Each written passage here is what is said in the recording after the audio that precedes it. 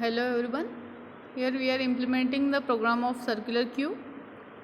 To include two header files we have included, standard input output and console input output.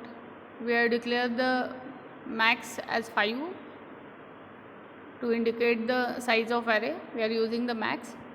So we can change this value.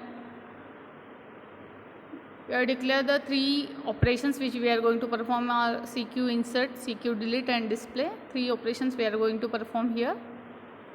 The different variables which we are going to use are there on the line number 7. Integer CQ of max, that is the array to implement the circular queue. Then I, rear and front both are set to -1. They are set to its initial condition when the queue is empty, circular queue is empty. Your rear and front both the ends are set to -1.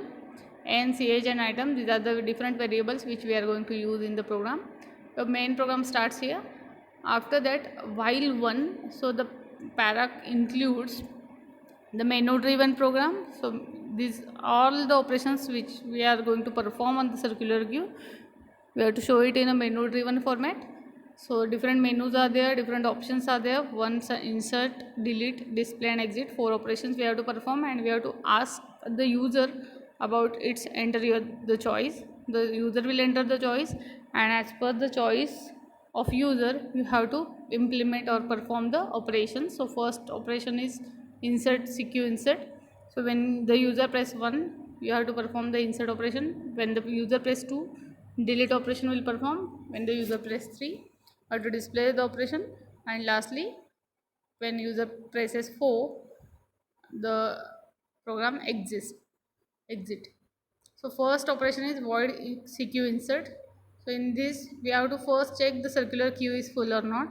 The condition to check the circular queue is full or not is that if front is equal to 0 and rear equal to max minus 1, there are two conditions for circular queue is full. When front is 0 and rear equal to max minus 1, at that time also the circular queue is full. The second condition, when front is equal to rear plus 1, then also the circular queue is full.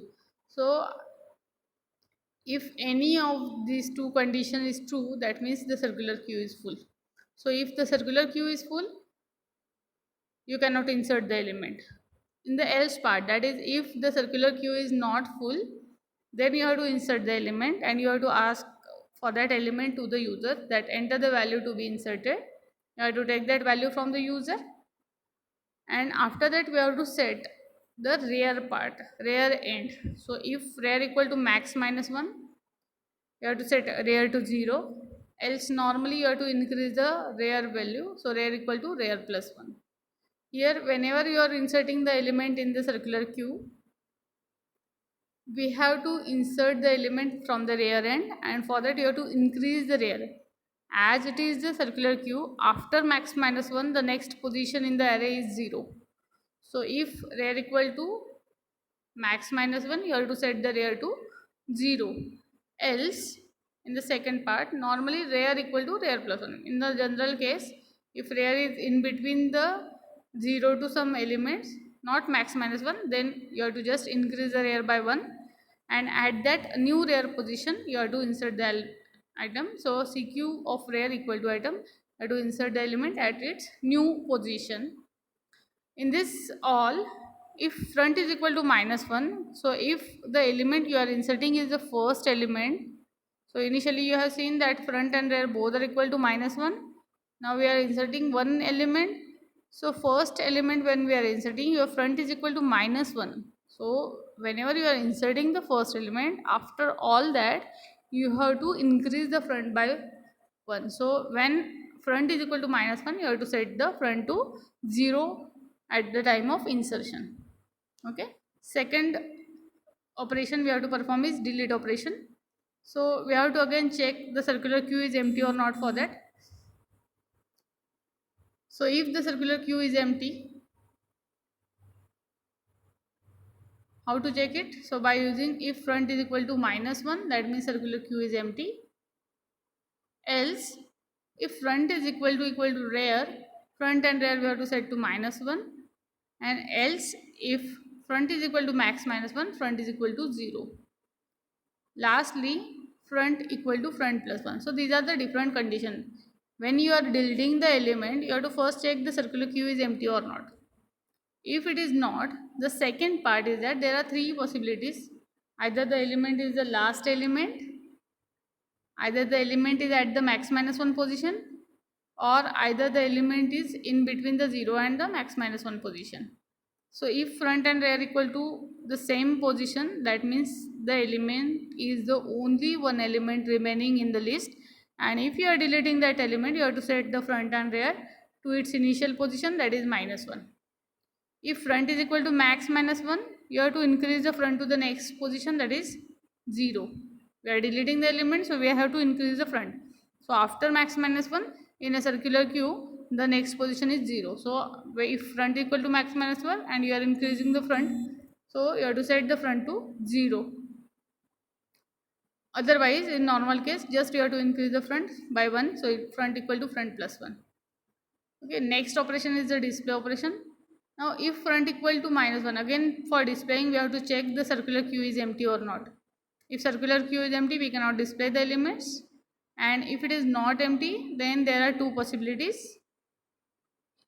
Okay, first is if front is greater than rear. This condition happens when you perform some delete insert operation in the queue full. When the circular queue is full and we have performed some insert delete operation after the circular queue is full, then this condition happens that front gets greater than rear. So if front is greater than rear, we have to print the list from front to max minus 1 and from 0 to rear. There are two parts of the list, from front to max minus 1 and from 0 to the rear. So that's why we have to print the list as this. Else, if these operations we have not performed the circular queue full, then we have to just print the element from front to rear. For that, the second option is there. For I is equal to front to I is less than equal to rear, we have to just print those options. Okay, so when I am going to run this program, so first operation, if I say I want to display the elements, there are circular queue is empty, this is the option. If I am inserting the first element is 11. Again I am inserting the second element 22. Third element I am inserting it is 33. Okay, so if you want to see the elements, you can say display the list. So 3 elements are already there, I have inserted. If I am going to add one more element, it is 44. Again I am inserting one more element 55. So your circular queue will looks like this: 11, 22, 33, 44, 55. So 11 is the front end and 55 is the rear end. Now if I am saying that I am deleting the element, so 11 gets deleted. You can see this by display. So 11 gets deleted, your front get increased. Now the one space, the space for the 11 is remaining, or the space in the array is remaining for one element. So you can insert the element here also. So when I press 1, I can insert the element 99 here. So when I display the list, so the list will be like this. So it will show from the front to max minus 1 and from 0 to rear. Like this the list will be shown to you. Again I am deleting one more element and displaying the elements. These are the elements. Again deleting the elements and displaying them. So these 3 elements are remaining. I am inserting one more element, say 100 I am inserting. If I am displaying the elements, this is the list. So this is the circular queue implementation. You can insert the element after some, if the position is there, if the space is there available. So this is the benefit of circular queue over the linear queue, that if the space is there, you can insert the elements at that position also. Okay, thank you.